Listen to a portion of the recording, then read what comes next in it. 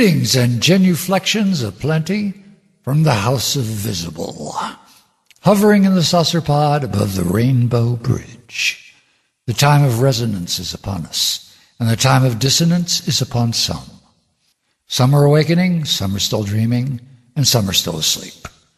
My friends, we are at that moment that can best be expressed by Lewis Carroll as he walks on the beach with the Walrus and the Carpenter. The sun was shining on the sea, shining with all his might. He did his very best to make the billows smooth and bright. And this was odd, because it was the middle of the night. The moon was shining sulkily, because she thought the sun had got no business to be there. After all, the day was done. It's very rude of him, she said, to come and spoil the fun. The sea was as wet could be. The sands were dry as dry. You could not see a cloud, well, because no cloud was in the sky. No birds were flying overhead. There were no birds to fly. The Walrus and the Carpenter were walking close at hand. They wept like anything to see such quantities of sand. If this were only cleared away, they said, it would be grand. If 7 maids with 7 mops swept it for half a year, do you suppose, the Walrus said, that they could get it clear? I doubt it, said the Carpenter, and shed a bitter tear. Oh, oysters, come and walk with us, the Walrus did beseech. A pleasant walk, a pleasant talk along the briny beach. We cannot do with more than 4 to give a hand to each.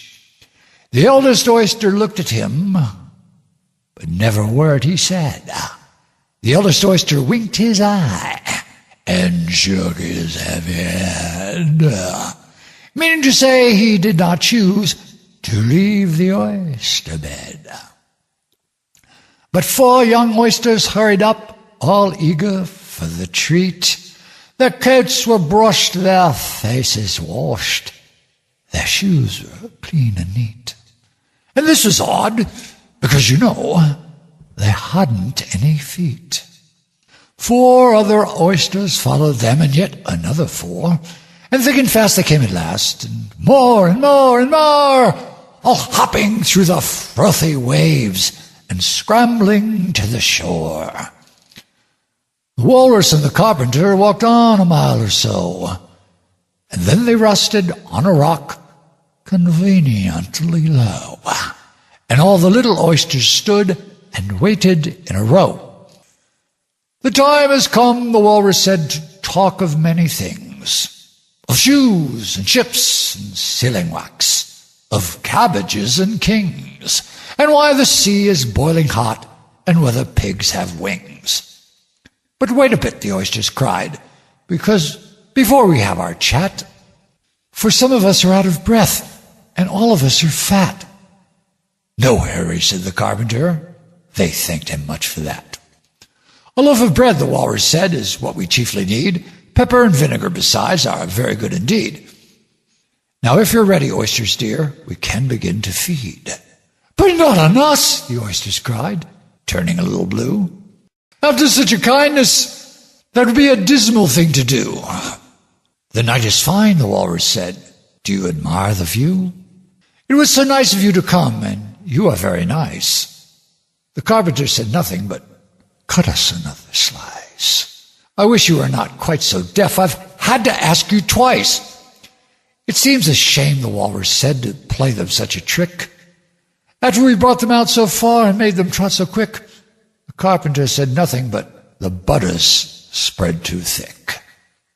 I weep for you, the Walrus said. I deeply sympathize. With sobs and tears he sorted out those of the largest size, holding his pocket handkerchief before his streaming eyes. "Oh, oysters," said the carpenter, "you've had a pleasant run. Shall we be trotting home again?" But answer came there none. And this was scarcely odd, because they'd eaten every one.